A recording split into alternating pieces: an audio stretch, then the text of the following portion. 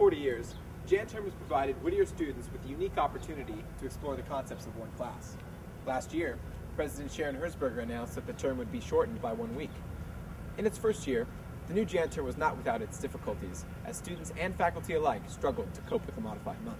Jan Term is a very popular time where students have the opportunity to take a class and get a semester's worth of credit in 3 weeks or so. It's difficult for students to take 15 units and 15 units fall and spring. So Jan Term is essentially a requirement for many students in order to reach that 30-unit limit for the year. So by not offering enough, we are not serving our students. That said, it is not only faculty's responsibility to fill those courses. The administration has to work with us and provide us good working conditions in order to make those courses possible. They take, teaching intensively for a month takes different resources and more intensity, and without support from the institution, we can't be expected to just show up and let's pretend that this is easier or better when it's not. Class was rushed. I didn't learn much. I felt really rushed. We had essays due every week, and they were like 6 pages, single spaced, and it was a lot of research, and we had 4 presentations.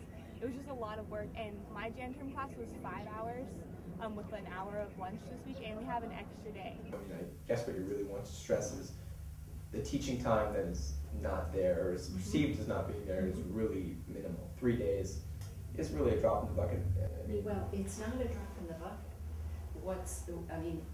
But what is important to recognize is that because you're only taking 1 course in January, whether your professor could tell you to come all day long, right?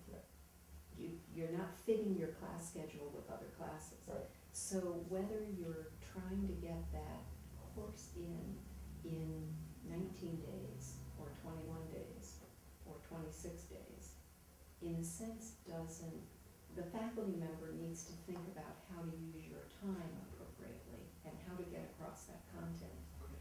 Unlike most years, this year pledging had to have a 4-day break.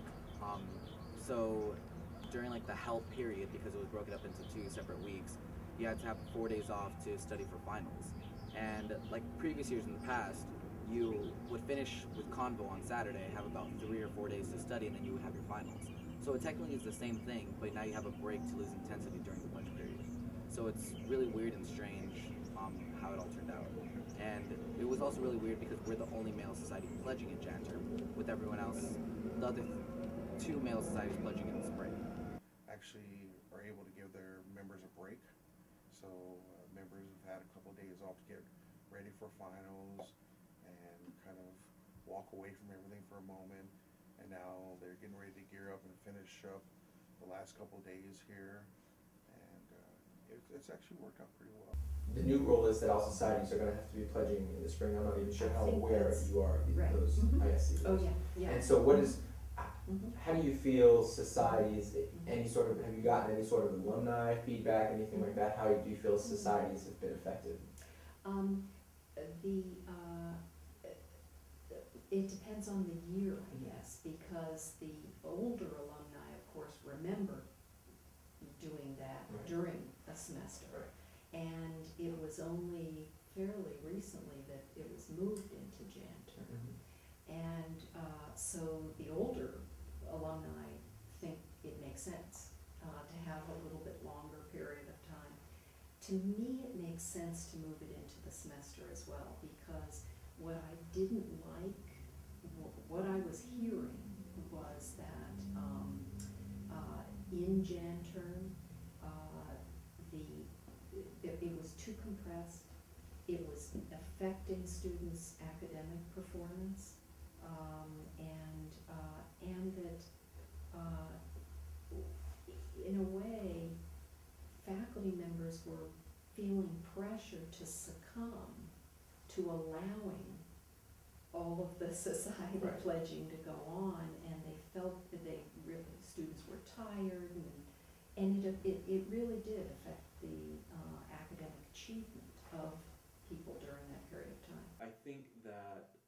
concerns me is that the consultation with the faculty was rushed, and we did not have a complete conversation about when Jan term would change and how it would change or why it would change. There were multiple reasons given, for example, and we never got one solid answer as to why the change was being made.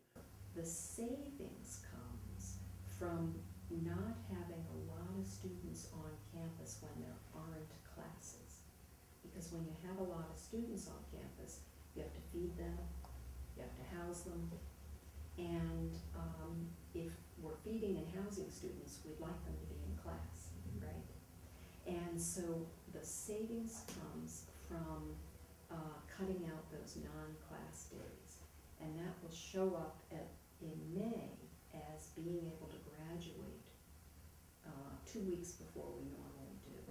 And students will go off, we won't be feeding them, we won't be housing them, and we'll expect to recover some of the expense associated with that. So what we should see is that if we had to raise tuition by X in, from this year to next, it would be X minus some amount, given the savings that were associated with cutting out those non-class days. Well, I don't think that it really made that much of a difference to me, personally. It was only a couple days shorter.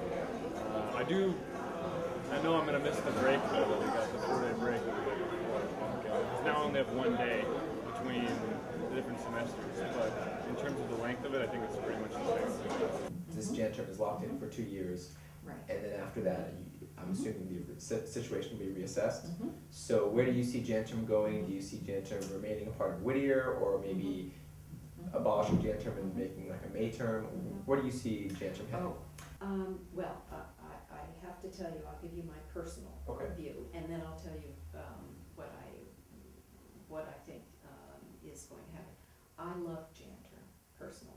I think it's a phenomenal opportunity to be creative about the way students learn. And I would love it if we could figure out how to extend it into May. And this new calendar may allow us to do that without eating into too much of students' time. Right. So I would love to see faculty members who are doing some travel study in January, and then some maybe developing the same kind of thing for a May term. And for some parts of the world, it might be less expensive to travel then.